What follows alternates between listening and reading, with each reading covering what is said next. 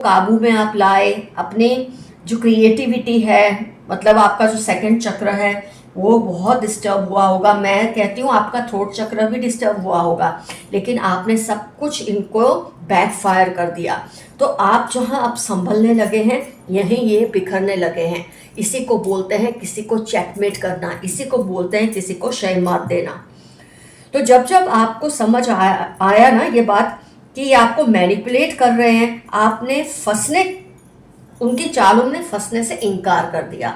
और इनकार आप ये नहीं बोलते उसको कि मैं नहीं फंसूंगा, आप ऐसे स्टेप्स लेने शुरू कर देते हैं, ऐसा बिहेवियर शुरू कर देते हैं कि वो समझने लगते हैं कि आप उनकी चालों में नहीं फंस रहे। एकदम से उनको आपने कट टू साइज कर दिया, उनका पावर ही कट कर दिया।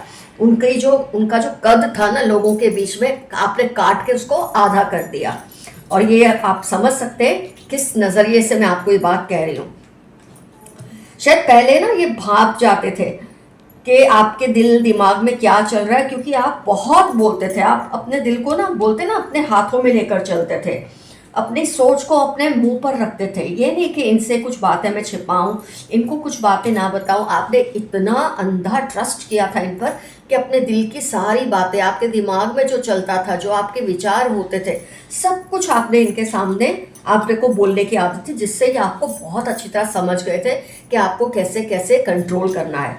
लेकिन कहते हैं ना, जो बुरे एक्सपीरियंसेस आपको होते हैं ऐसे लोगों की वजह से, उसकी वजह से आप समझ लेते हैं। और वो कैसे समझते हैं? एक्सपीरियंस के साथ। आप खुद भी इसको लिख नहीं सकते कि मैंने ये रूल अपनाया।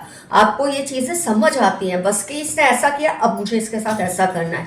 क्योंकि आपने किसको इंपॉर्टेंस दिया? अपनी वेलबींग को, अपनी इमोशनल हेल्थ को।